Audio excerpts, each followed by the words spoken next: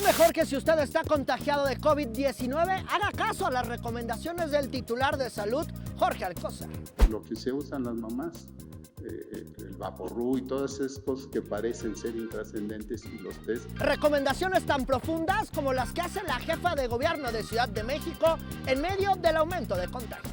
Pues ayúdenos también los medios de comunicación a no generar este pánico de que ya son miles y miles y miles y miles de infectados y qué está haciendo la autoridad. En Querétaro, la bolsa de dinero será del reemplacamiento, algo que se la van a aplicar aunque sea a meses sin intereses. El costo de 1,631 pesos en las placas se va a extender hasta el día 31 de julio. A través de convenios con instituciones bancarias y financieras, estamos gestionando facilidades para pagos sin interés. Yo soy Irving Pineda y estos son los esqueletos de esta semana. El pasado 6 de enero, una camioneta con 10 cadáveres fue abandonada frente al Palacio de Gobierno de Zacatecas, para ser más precisos, frente al monumental árbol de Navidad, una noticia que fue confirmada por el gobernador David Monreal. Vinieron a dejar aquí frente a Palacio de Gobierno cuerpos aparentemente golpeados, lesionados. Hay que encomendarnos a Dios, en el nombre sea de Dios, y vámonos a las actividades. Por cierto, voy a la mesa de construcción de paz. Un hecho que sin duda alguna robó la atención de quienes viven en Zacatecas. Un día después, el presidente López Obrador informó que el ejército reforzará las tareas en ese estado, que es la tierra de las batallas del cártel Sinaloa con el cártel Jalisco Nueva Generación. Es una provocación ir a dejar los cuerpos. Pero eso, esto que se está actuando.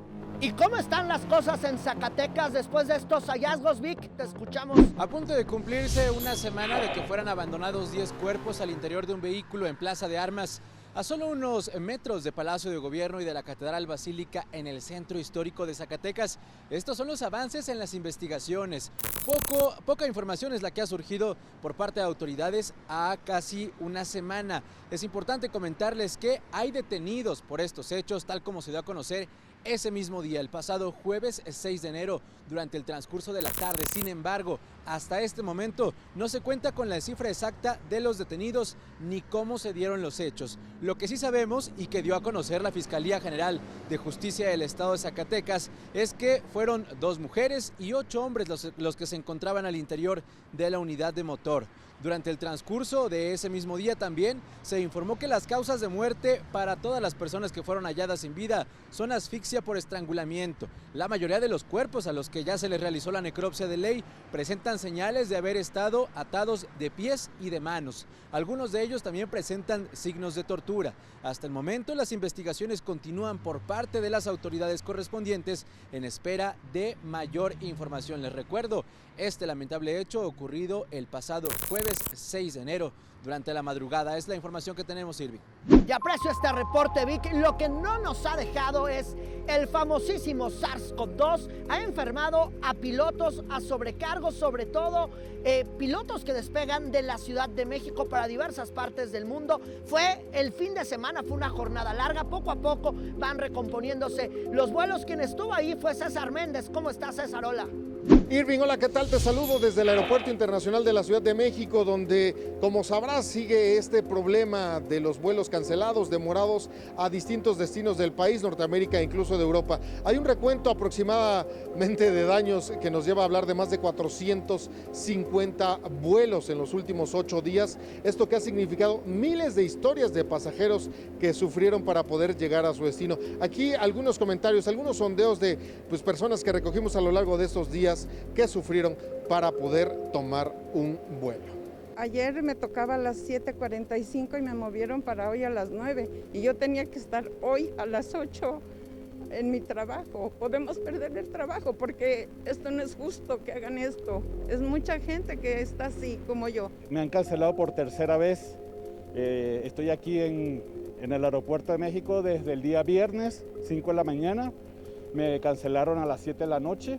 Me reagendaron para el domingo 9, nuevamente me lo cancelaron, y hoy que tenía vuelo a 9:20 de la mañana, me lo vuelven a cancelar. Así las cosas, hemos visto que poco a poco se está recuperando la actividad en el caso de los vuelos programados, porque pues habíamos visto que prácticamente diario había entre 100, 150 vuelos demorados, cancelados, y hoy pues prácticamente miércoles estamos hablando de 30, 32 vuelos que tuvieron alguna afectación, pero ya ha sido mínima. Prácticamente todos los pasajeros que habíamos visto en días anteriores que no habían podido ir a sus destinos y que tenían 4 o 5 días varados en el aeropuerto o en los hoteles que les estaban pagando las aerolíneas, pues ya han podido retornar a sus destinos finales. Por lo pronto, pues estamos en este recuento de daños y en los próximos días sabremos la afectación final de este problema con las tripulaciones que no pudieron trabajar con esta nueva variante de COVID-19 que literal pues los llevó a aislarse, algunos por sospecha y otros por casos confirmados. Hasta aquí la información.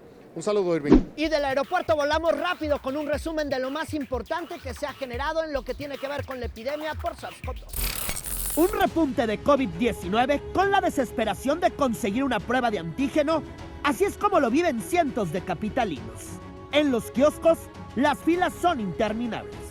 Desde las 5 de la mañana, y porque ya querían meter a algunos que llegaron a las 10 de la mañana y como hicieron ya querían meter a unos en una mesa y a nosotros en otra mesa, pues no. Autoridades de Ciudad de México ya piden a los ciudadanos aplicarse pruebas solo en caso necesario. Para que no haya esta urgencia de sacarse pruebas, porque si no, de todas maneras, como se contagia tan rápido, serían demasiadas pruebas las que se necesitarían y no es necesario. Aún así, enero de 2022 es el mes de mayores contagios en lo que va de la epidemia en el país. Sí hay contagios crecientes, pero afortunadamente todavía no se refleja en hospitalizaciones y lo más importante, en fallecimientos. Contagios que generan síntomas más ligeros, como los que ha enfrentado el presidente López Obrador, quien el lunes pasado dio positivo a COVID-19 por segunda ocasión con 2 vacunas y un refuerzo. Voy a medir la temperatura.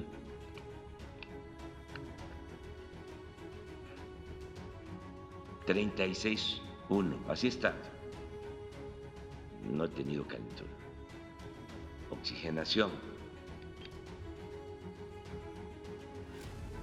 96. ¿Qué es lo que tengo? Ardor en la garganta. Es como una gripe.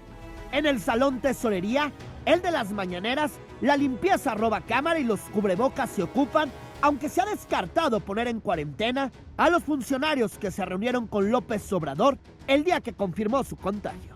Está conduciendo los trabajos del equipo de gobierno, pero resguardado en sus habitaciones, en su hogar.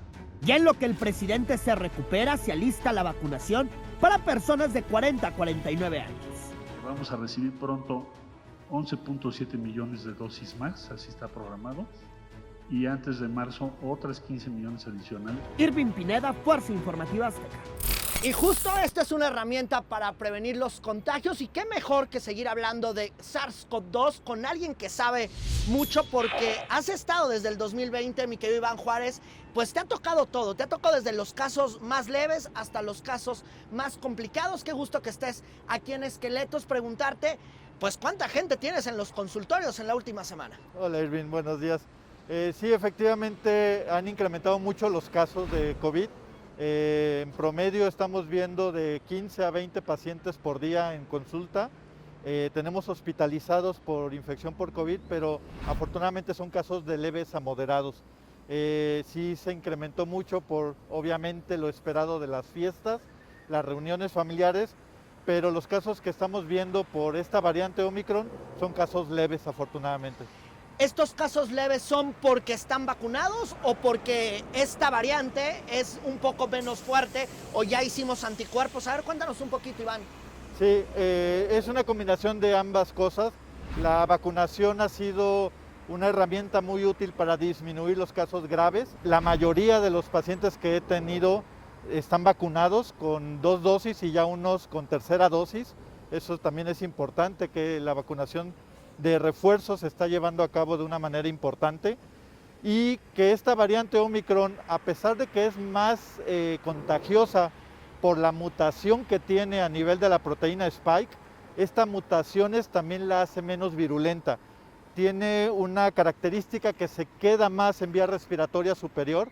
Los síntomas son más de vía respiratoria superior. A ver, cuéntame un poquito eso, me detengo aquí. Se queda en la vía superior. Antes las pasadas cepas o estos cambios genéticos del SARS-CoV-2 se te iban literalmente al pulmón y eso te ocasionaba lo que veíamos muchísimo, que era estas neumonías que de un principio, cuando empezó la pandemia, me acuerdo, eran las famosas neumonías atípicas. Es correcto, sobre todo la variante Delta fue la que tenía mayor predilección por los receptores de angiotensina 2 que iba hacia los pulmones y nos ocasionaban estos problemas de neumonitis y de inflamación.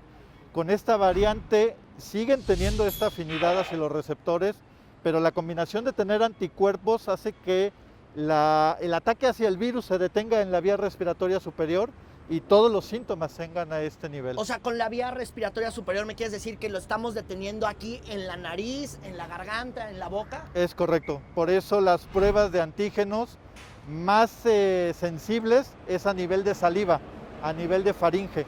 Las pruebas nasofaringias a nivel de hisopado nasal tienen una disminución en la sensibilidad para detectar en los pacientes y es mucho más adecuado hacerla a nivel de faringe y a nivel de saliva. Entonces, ¿cuál es la prueba que nos recomiendas para la gente que nos está viendo? Si alguien tiene un síntoma, ¿sería mejor aplicarse una PCR y no una de antígeno? Pacientes sintomáticos con inicio de síntomas de 1 a 3 días después de un contacto sospechoso o confirmado, la prueba de antígeno es adecuada porque es muy rápida y me lo va a detectar rápidamente. Si ya tengo más tiempo de esto, una prueba de PCR sería lo adecuado, pero prueba de antígeno sigue detectando a la variante Omicron, sobre todo a nivel de saliva. ¿Este es el fin de la pandemia? Con este cambio genético del SARS-CoV-2, ¿este es el fin ya de la epidemia, por lo menos en México? ¿O esto todavía es lejano y todavía tenemos que aprender a convivir con él? Y entonces esto va a ser, pues, como cada que hay temporada de influenza, y demás cosas. Sí, no es el fin de la pandemia. Creo que van a seguir aumentando los casos porque es un virus que ya tiene una contagio a nivel comunitario muy importante por la infección lo contagiosa que es. Sin embargo, al tener ya anticuerpos, defensas contra un virus que antes desconocíamos, nos va a permitir vivir y convivir con el virus por posiblemente 1 o 2 años más de esta forma pandémica. Pero el tener ya inmunidad de rebaño, ahora sí, más del 80% de la población vacunada, ya un tratamiento que se está utilizando en los casos leves a moderados, va a hacer que esta pandemia se vuelva endémica como influenza, muy estacional, posiblemente en 2 o 3 años. Finalmente, ¿el refuerzo de las vacunas tiene que ser cada año, cada 6 meses, cada 8 meses? ¿O qué es lo que determina el tiempo? Los estudios ahorita de las 3 vacunas que ya terminaron estos protocolos es Pfizer, Moderna y Johnson & Johnson. Estas 3 recomiendan, por el tiempo en que duran los anticuerpos, vacuna de 5 a 6 meses después de la última dosis del esquema completo. AstraZeneca y todas las demás van a llegar a esa conclusión también en sus estudios y la recomendación va a ser que cada 6 meses estemos dando un refuerzo de la vacuna. Iván, te aprecio estos minutos, qué bueno que estuviste por acá, muchísima suerte. Gracias. Y vámonos con Uriel con la agenda de la semana.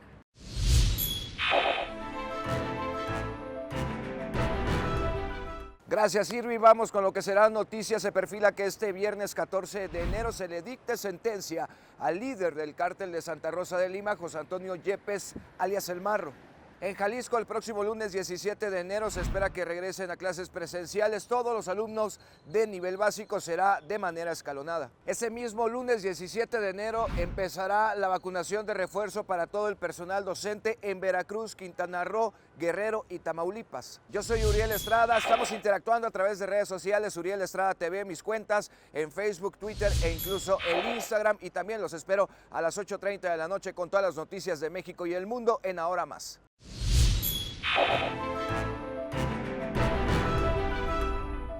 Literal me dejaron como precandidato perdedor, ni Uriel ni Saúl. Un saludo a ellos. Lo que ya hay son precandidatos. Ya el PRI, PAN y PRD tienen a su precandidata a la gubernatura de Hidalgo. Es Carolina Villano. Es la segunda de la dirigencia nacional del PRI y fue ungida este fin de semana. Vamos a iniciar la lucha por un Hidalgo más fuerte y justo.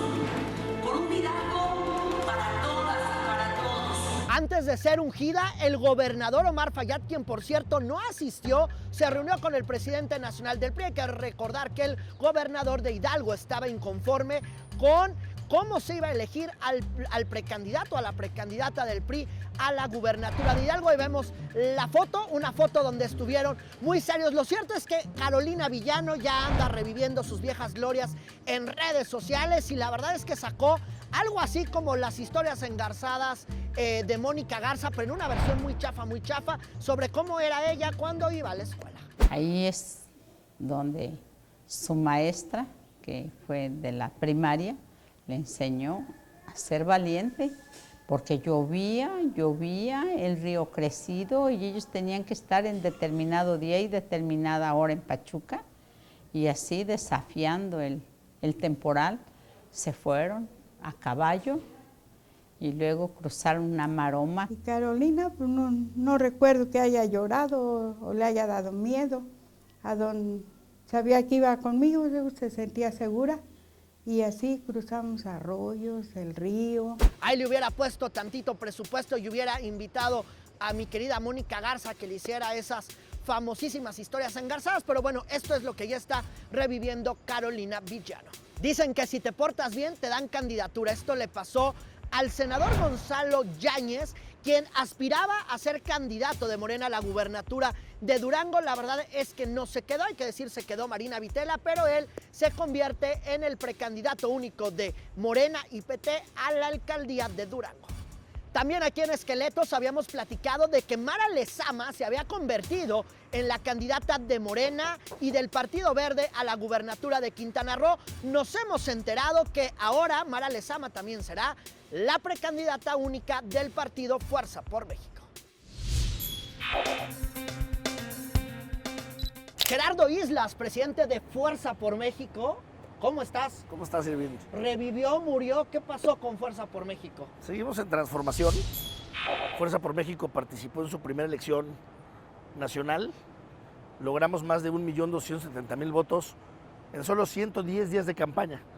¿Por qué? Porque nos recortó el tiempo el inicio del COVID. Fuerza por México se quedó con 16 partidos. A ver, para la gente que nos está viendo, 16 estados. Desaparece como tal el Partido Nacional, pero le quedaron 16 dirigencias estatales que algunas de ellas van a competir en los comicios de este 2022. 16 más 4 estados que se están impugnando en este momento, que son Puebla, Hidalgo, Tamaulipas, Zacatecas, y que están por confirmarnos el registro en otros 2, como Baja California y también el estado de Tabasco. Pero déjame darte un dato clave en todo esto. Fuimos el único partido que desde el inicio, lo dije en nuestra primera asamblea en la que estuviste, acompañaríamos al presidente López Obrador en todo su gobierno, porque previo a la concepción de Fuerza por México, lo acompañamos en muchas entidades, la organización Fuerza Social por México. ¿Es un partido 4T? Es un partido 4T, es un partido pro Andrés Manuel López Obrador, que incluso en esta elección nos aventamos para poder ayudar y confirmar triunfos de la 4T en muchos estados. ¿Y cuál sería la diferencia entonces de votar por Morena a votar por Fuerza por México si al final son aliados del presidente López Obrador? Mira, Fuerza... ¿Por qué un ciudadano tendría que votar por Fuerza por México, por el Partido Rosa, y por qué no tendría que votar por el Moreno? Tenemos coincidencias con el presidente de la República, mas no tenemos una agenda igualitaria con el Partido Morena. Fuerza por México fue un partido creado, primero, para que en su mayoría seamos jóvenes. ¿Son el satélite de Morena? No somos satélite ni lo pretendemos. De hecho, en la elección pasada hubo donde teníamos también diferencias, pero donde también tuvimos encuentros. A nosotros, para llegar al 3%, nos faltan 150.000 votos. 150.000 votos que se dieron porque declinamos En Baja California, nuestro candidato Jorge Ojeda se sumó a Marina, donde declinamos en Guerrero con Evelyn Salgado, en donde nuestro candidato Manuel Negrete, tú lo conoces, exdelegado de Coyoacán, en donde en Chihuahua nos apostamos para apoyar a la Cuarta Transformación, donde en Zacatecas nos apostamos para sumarnos a la Cuarta Transformación, porque teníamos que apoyar primero al presidente y a la Cuarta Transformación, incluso poniendo en riesgo el partido, y se puso en riesgo el partido. Pero ganamos con la Cuarta Transformación no solamente las gobernaturas y las diputaciones locales, sino que también no se perdieron muchos espacios en lo federal. En eso coadyuvamos, eso fue nuestra forma de decirle a Andrés Manuel López Obrador: estamos con usted y con la Cuarta Transformación, tope donde tope, e incluso hasta perder el partido. ¿Ustedes se unieron con el PES, con el Fuerza por México, con las redes sociales, con estos partidos? ¿Ustedes se unieron? ¿Qué es lo que ha pasado? Aclárame un poco eso. ¿Tienen una unión? ¿Tienen una comunicación? ¿Desaparecieron? ¿Ya no se hablan? ¿Qué onda? Bueno, cuando vimos este escenario, siempre hemos mantenido comunicación con los dirigentes de otras fuerzas políticas, principalmente con Fernando González y con Hugo Eric Flores. Que son los dirigentes de redes sociales. Que son los dirigentes de redes sociales. En donde dijimos: oye, si nos quedamos sin partido nacional, toda esta fuerza de más de 5 millones de votos, que representan más del 7% de la votación total emitida en el proceso electoral, ¿qué va a pasar con esas fuerzas? ¿Qué va a pasar donde yo tengo registro Fuerza por México y la gente de redes sociales y la gente del PES ya no encontró un espacio? ¿O qué va a pasar en Durango, donde redes sociales progresistas conservó el registro, pero nosotros tenemos una gran masa de simpatizantes y de militantes en el partido? ¿O qué va a pasar en Baja California, donde el PES tiene más del 17% y juntos logramos un 22% del padrón electoral? Bueno, pues ahí tenemos que ir unidos. Encontramos coincidencias en la Cuarta Transformación, encontramos que nos une un proyecto de nación más allá de las propias ideologías, porque tenemos y pensamos de forma diferente, pero el fin y el denominador común se llama México. Ok, a ver, entonces, por ejemplo, anunciaste que vas a ir en Quintana Roo. ¿Ustedes, su candidata es Mara Lezama? Mara Lezama, vamos junto a Morena, el PT, el Partido Verde. El Partido Verde. Y el partido más.